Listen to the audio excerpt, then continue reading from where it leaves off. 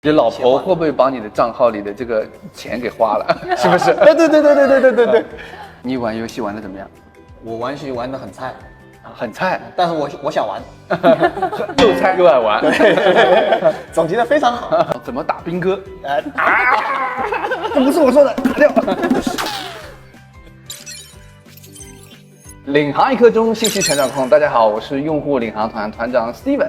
上期我们和复杂以及羽毛哥聊聊白羊300给大家带来的舒适的座舱驾乘驾驶体验。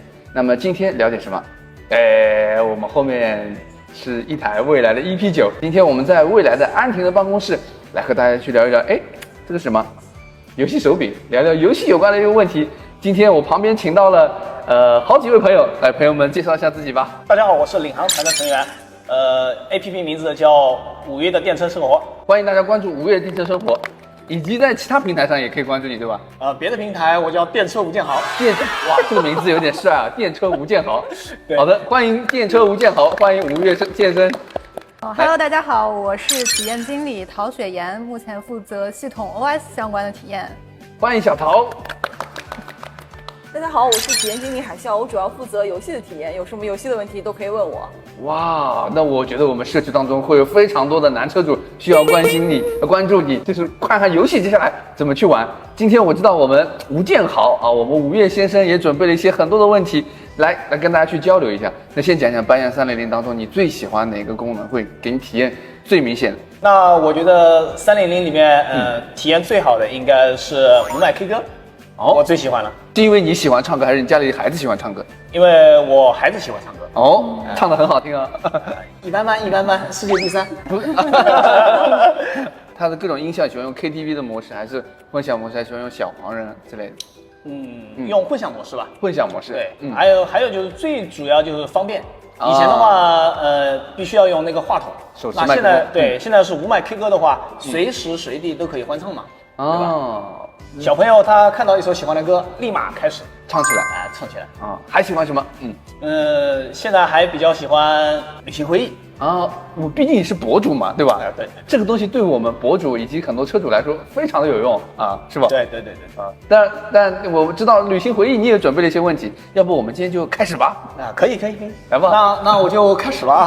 对，刚刚你讲了旅行回忆很喜欢，那我很多未来车主也很喜爱，不管是有创作能力还是不具备创作能力，小白的车主都可以根据我们 Nomi AI 生成的这个视频拍摄啊，选择一个好的一个封面或者是主题，就把它分享出来，自己选择音乐。我觉得这个让很多就是新车主都可以直接动起来啊。那你有些什么问题？我们来听听专业的意见。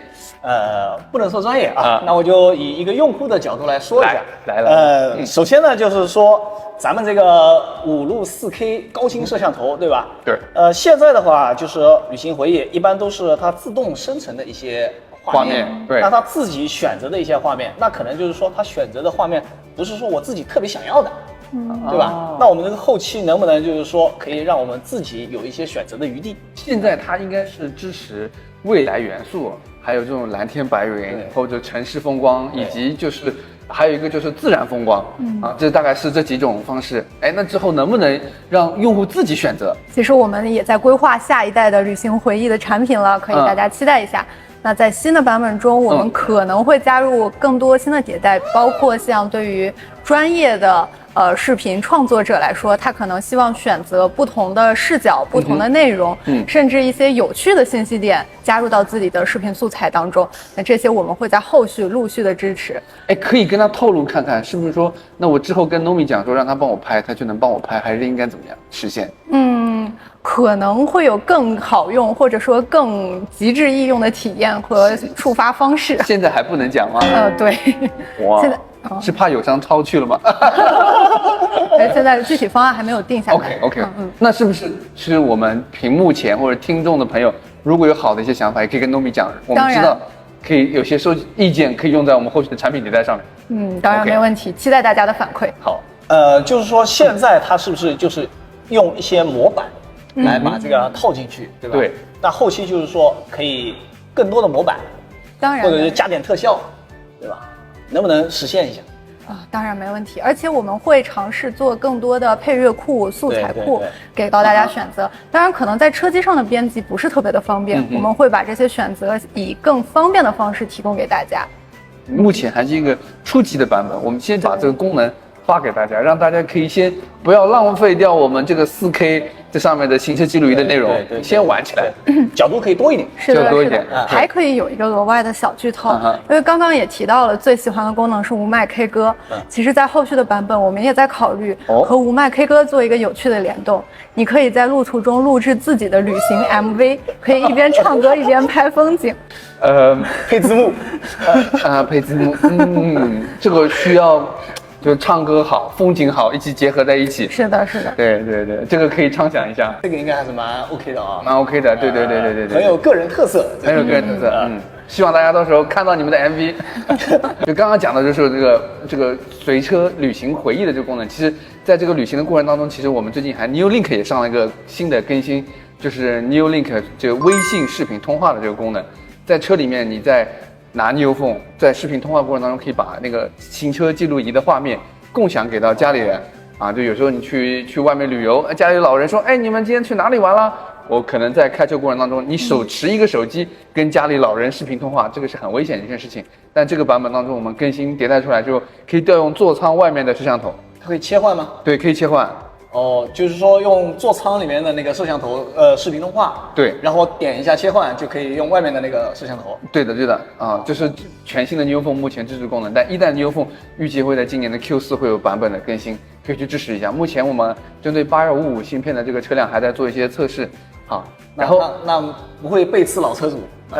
这个我们还在测试当中，希望测试稳定性通过之后，我们尽快给大家推送出来。当然还有这个 Neo 随车播这个功能 ，Neo Link 随车播，这个对于像吴越先生，我们这个喜欢直播的车主啊，我们都喜欢可以用座舱里的摄像头去直播，包括座舱外的摄像头也可以直播，给到自己的粉丝朋友们去看到你自己沿途经历的一些风景美景。那下一个我就问小程序的那个问题吧。这个好像大家也很喜欢啊，因为新上的嘛，咱们新上的那个小程序的话，咱们就上这个产品的时候是考虑什么？就它的应用场景是什么？其实也是在过去的版本中，用户很多给我们反馈到，大家有很多个性化的对于服务、对于内容的需求。那其实各种各样的服务，我们对于未来来说也是非常希望提供给到用户的。但对于我们来说，需要想一个更高效、然后更直接的方式，并且是符合大家平时的使用习惯的。那我们在300这个版本，第一是给到了大家非常便捷好用的小程序，另外呢，我们也引入了我们自研的一个轻应用平台，叫 Flux 平台，对，可以方便把更多、更广泛、个性化的需求，快速高效的引入到车上，满足大家不同的需求。我知道小陶讲的是我们官方的这种表达的方式，其实也就是说，其实很多的应用要上车，其实要经历很多的商务的洽谈的过程，两家公司的合作，包括就是还要做我们车机的适配，稳定性的适配，它才能真正上车去使用，交给大家。所以就像大家其实呼声比较久的 Apple Music， 对吧？叫了很久，但是呢，就 Apple Music 也涉及到相互洽谈的问题及适配的问题，所以通过 Flux 的应用把它做进去。我知道中间之前还有故事，是的，是的，可以讲讲吗？像 Apple Music 上车，其实也是很荣幸和我们的车主用户一起来共创的。那有用户提出他或许可以做一个这样的 Flux 应用，提供给所有的车主，我们一起来享受大家都想要的服务。那我们就一拍即合，立刻开始了这个项目，也在300的版本交付给了大家。对，当然在之后的版本，如果大家有自己感兴趣的服务，希望上车，然后自己也有 Web 开发的能力的话，欢迎与我们随时联系。可以跟糯米讲。对的，对的。收到你的消息。然后我知道，就小程序当中，就是大家有看到就用点外卖比较多，对吧？你有看到用户吐槽吗？现在的话，有车友跟我讲，他说能不能就是说跟糯米联动，对吧？比如说可见即可说，对吧？是。比如说我上班了啊，一上车，糯米帮我点个咖啡。来个那个麦当劳打工人套餐，对吧？能不能直接下单，对不对？这个可不可以实现？其实我们也已经在推进这个功能了，包括我们也在尝试已经有了一个做小规模演示的 demo 已经成型了。那很快我们就会尝试把它打磨到一个更完整的状态，然后推送给我们的用户。那我们有就大概计划的时间吗？是今年还是明年的一个？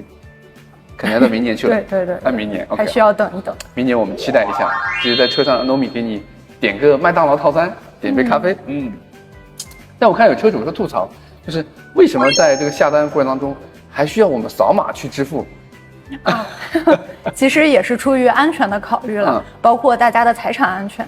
因为在车上通常是一个多人的环境，它和你的手机是有区别的。手机通常只是我个人使用，是。那在车上，除了多人的场景，你还可能会把车借给一些并没有那么熟悉的人，所以对于大家的账号，尤其是洗车的环境，对，是的，这种资金财产的保护，那我们可能就会先用一个比较完善、比较安全的方式来提供给大家。对，就我们有时候把车子丢给就是洗车店的小哥帮你洗车，有时候你的小朋友在车上的时候你没有在看他在车机上操控些什么界面的时候，他可能就帮你下单了，会有一些风险。但是将来也会去做一些优化跟迭代，对吗？是的，其实不只是小程序，我们正在考虑一个完整的支付方案，包括会支持更多我们未来的服务，比如说换电，然后还有智能驾驶的订阅等等，我们都会用一整个完整的全新的支付链路来支持。这样的话，大家可能会更便捷，也同时更安全。在这个过程当中，其实别人以为小程序只是点外卖，但是我看有很多车主很喜欢，就是说在这里面我多了很多听书的应用。听书的小程序在里面，是的，它不仅仅是说可以点外卖应用，包括还有一些跟腾讯有可以很好合作的娱乐类资源也可以用起来。是的。除此之外，我们还有很多生活类的这样的小程序也上车了，包括快递呀、外卖呀等等。那像后面那个 ETC 的一些，对吧？和我们用车生活比较相关的一些，ETC 的那个应用，然后12306这种，对吧？旅行，因为我们平常可以在车上订个火车票啊，对吧？做个旅行规划这种，对，其实应该也可以。是的，在我们引入这样的轻应用或者说小程序的平台，目的就是给大家加快这个上新速度。我们小程序目前计划是月度更新，所以说像您刚刚提到的12306，在我们下个月的版本里面或许就可以看到了。哇，这么快？对，说来就来。那之后的更新频率是一个什么状况？我们期望以更快的速度给到大家吧，最少也1个月一次。1个月一次，那1个月会有多少个呢？大概定个小目标。这个我还不敢说。你觉得你最基础的一般会交付多少个？最少多少？最多多少？我们让大家有个心理预期。我觉得按我们现在的体量算的话，每个月3到5款不成问题。如果用户有比较喜欢的小程序，也可以通过 Nomi 来反馈给我们。Good。然后我们可以来选择和更新。那其实后期也可以在社区做一个投票，对吧？大家可以提名看看，然后看看那个大家提的多不多，对吧？欢迎大家在我的评论区里面留出来你想要上的小程序的应用，我们把它做进来。好，我帮车友问个问题。那比如说，现在我是主用车人，我现在登录了我的账号，小程序上登录的也是我的，那我现在是换一个人，对吧？比如说共同用车人，对，我登录之后，他那个小程序上面的那个账号登的还是谁的？是我的还是你的老婆会不会把你的账号里的这个钱给花了？是不是？对。对，这是一个很有趣的问题啊。其实我们在绑定微信账号的时候，微信账号往往承载了很多个人信息，它的隐私属性很强。所以我们也考虑到把用户的微信账号以及他的 New 账号其实是绑定在一起的。当你退出你的 New 账号的时候，你的微信账号也就一同退出了。那也要提醒大家，如果在登录你的账号的时候，把你的车机借给了其他的朋友，那记得要检查你的账号哦。记得就是说我们借给别人的时候，还是尽量的给他一个授权的身份或者临时用车的身份，这样可以保护你的安全。那其实这样说，物理钥匙就尽量不要给人啊，对吧？是的，尽量给别人一个授权嘛，对吧？对。那我要再问一个问题，最近咱们也知道这个国产3A 大作啊，黑神话兵哥啊，不对，黑神话悟空啊，黑神话悟空比较火，对吧？是。那咱们这个在车机上可以怎么来用我们的车机玩黑神话悟空？怎么打兵哥？这不是我说的，打掉。现在如果想在车机上打兵哥玩黑神话悟空，有2种方式，就没有 Nbox 的车主可以通过购买采集卡，然后把采集卡和前排的 SS 屏幕连接，就可以游玩了。如果是有 Nbox 的用户，可以直接把那个自己的设备和 Nbox 进行连接，也是可以在车机上玩的。特别是 ET7的那个车主能享受后排屏那个双屏同播的乐趣。OK， 其实我在社区里面发了一个小攻略，欢迎大家在未来社区里面搜索团长 Steven 的账号，里面有一个领航小课堂，关于我们车机上怎么去打兵哥，我有个攻略，大家看一下。我们胆子是不是有点肥了？胆子相当肥，我跟你说。各位 HR 保一下，节目效果。那还有一个问题就是说，咱们黑神话悟空是在那个在Steam 上比较多吧？有很多车友就问，能不能咱们的 Steam 能上车机？哦，这个问题是个非常好的问题。现在回答一下，就是可能把 Steam 这个平台直接移植到车机，可能性是比较小的，因为我们车机是用的 ARM 架构，然后那个 Steam 平台必须是运行在 X86 架构上，因为架构的隔离问题，我们可能没有办法直接把 Steam 平台引入，但是可以通过云游戏或者是那个外设连接的方式，让大家也在车机上享受我们的那个1.4的环绕音箱，我们的大屏，还有我们的那个沉浸座舱的空间，来让大家游玩这些3A 游戏。但是我们之后还是有其他的玩法，我们最近还上了小程序的一些小云游戏，对。我们还上了很多那个腾讯小游戏，腾讯小游戏其实是和我们那个独家合作的，上面只要大家平时在手机上玩的比较好的，像羊了个羊，像一些种菜的游戏，我们都会有引入。后续如果大家有些什么喜欢的游戏，也可以直接来留言，然后更新频率其实也是每个月都会上新的。如果有喜欢的游戏，我们就是呼声比较高的，我们也会提前把这些游戏给上线的。啊，半夜3人里面上了云游戏，你玩游戏玩的怎么样？我玩游戏玩的很菜。很菜，但是我想玩，又菜又爱玩，对，总结的非常好。那半夜300里面你喜欢玩些什么？然后玩过些什么？我主要呢是在接小孩的时候等小孩放学那段时间是对，然后还有就是中午休息，可能睡觉之前那一会儿玩一下，那比如说我现在在里面玩了有好几个游戏吧，有好几个3A 大作都玩过，比如说《艾尔登法环》，然后《荒原大镖客》。对吧？然后和小朋友呢也一起玩过那个双人成行，咱们也知道对吧？男人嘛对吧？回家之后总要在车里坐一会儿，对啊，那这个咱们以前只能听歌看电影对吧？现在可以在车里面玩一会儿这种游戏还是相当属于自己的空间。对，有没有什么想吐槽的？那吐槽的嘛，就是说那就可多了是吧？那我就挑点重点的说一下，对吧？一个呢就是说笑能接得住吗？有点紧张。面对疾风吧。面对疾风啊。对。首先一个呢就是说咱们平常因为等孩子的那个时间也不可能说特别长，不可能说1个小时2个小时，那可能就是说半个小时40分钟左右，对吧？那现在有一个问题就是说我进云游戏，然后就是要排队。排队时间，而且就是说比较长一点，可能他那个排队时间可能要30-40分钟，对吧？这么久？对，有时候，那可能就是说我孩子都那可能也。孩子已经放学了，已经接上了。对。狗子说：“老爸，我们现在走了，你游戏还在排队，对吧？”我的游戏可能刚刚点击 Start， 对吧？那就没办法玩了。狗子，你等我一会儿，我把这局游戏玩完，我再走。那狗子可能要给我一个白眼。狗子说：“我一起玩吧，对不对？”那我就又得退出去，去切那个双人模式，要重新排队。对，有可能。那个我还没试过，笑有的解吗？哎呀，目前这个问题其实在昨天已经通过技术的手段解了，会给我们所有的未来的用户开一个专享的通道。这是技术的解决，应该还是有商务都有了，全都有了。对，后续我们未来所有的用户体验，它会有一个专享的通道，是比所有的别的平台要快的。每个用户排队每个游戏不会超过5分钟的哦。OK， 那我们是属于 VIP 吗？我们是 WIP， 非常专享的哦。是，那我们未来车主就可以好好的去体验一下，感觉就非常的尊非常尊贵要头上给我来个尊字。下一个问题呢，就是说，咱们的屏幕是那个现在都是竖屏嘛，对吧？那我们就感觉这种就是横屏的游戏对于我们来说体验不是很好。那感觉就是说，像模拟器一类的游戏，可能更适配我们的屏幕嘛。因为模拟器大部分都是以前的那些街机类，对吧？那个屏幕就感觉满满的，就看起来就很爽，对吧？这种就是说可不可以实现？对，模拟器这个首先要来解释一下，它模拟器上下载的游戏都是一些没有版权、有些法务风险的那个游戏。作为一个那个上市的公司，我们首先不太可能用这种抓包啊，或者是用一些下载的方法来引入一些就是不太正规的渠道的游戏。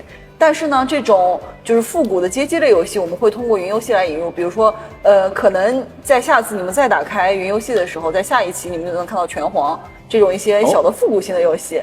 然后一些大家比较喜欢玩的，像泡泡龙啊、消消乐啊这种，其实在小游戏里面也是有的。其实这种小游戏的话，游戏时长更加适合咱们那个未来车主的这个标准，对吧？对，因为我们很难就是有那种长时间在外面去充电的这个情况，我们可能都会是比较少时间，可能20-30分钟等待的时间，差不多这样的。对，主要是换电速度太快了。对，3分钟你什么都玩不了，对吧？养了个羊都来不及。不过没关系，可以拉上你的狗子，晚上在车里面切磋一会儿，对吧？半夜偷偷摸摸出去，晚上11点，然后妈妈问。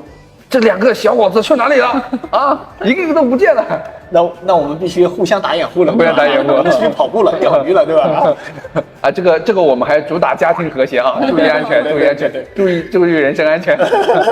那我们现在一共支持了多少款游戏呢？我们现在小游戏加休闲类型的游戏一共有将近40款左右，然后云游戏里面的内容也将近有40款左右。其实我们如果是全都加起来的话，可能有接近80款游戏供大家游玩和选择。哇，这么多个啊！看来我觉得我也得抽一点时间在这里好好玩会儿游戏。我看到上次之前有车主吐槽是说，在输入的时候有键盘的问题，对吧？我看到你之前也给我反馈过。对，他可能就是说有一些那个游戏进去不要输那个起名字嘛，起名字，那他可能就是一点进去那个没有键盘，这种情况是怎么回事？对，我要给我取个昵称叫曹和金霍建华，这个怎么办呢？其实因为那个游戏 APK 里面它调用我们系统键盘的时候，可能调用的比较慢，或者是一些不兼容的问题。目前的解决方法是在右上角有一个按钮，有一个助手类似的按钮，点击一下，然后它会出现一个请点击键盘的一个框，你再点一下那个请弹出键盘，那个键盘就会弹出了。弹出后以后，大家就可以自由输入了。之后会优化这部分的体验，把它做得更人性一点吗？会的，这块也会持续进行优化的。OK。那我还有一个问题，就是说，云游戏里面它可以那个支持那个虚拟手柄，就是用那个咱们微信扫码，对吧？那我们就是说别的除了云游戏，其他的游戏，我们可不可以用这种方式来连接？因为很多人他并不会说刻意去买一个手柄，对吧？但是我心血来潮突然想玩了，那我就可以用一下，这种有没有咱们考虑？然后就是说还有一个就是说，咱们像友商的话，他们可以用方向盘来玩游戏，尤其是赛车类的嘛。那我们会不会有这种考虑？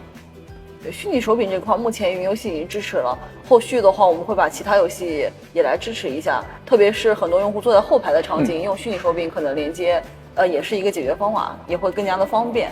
然后对于方向盘玩游戏这块呢，后续只要是我们支持线控转向的硬件的车型，都会来支持的。那我们以后就是说线控方向盘支持这种游玩的话，它还有没有一些可以更加惊艳的？跟车的硬件的结合。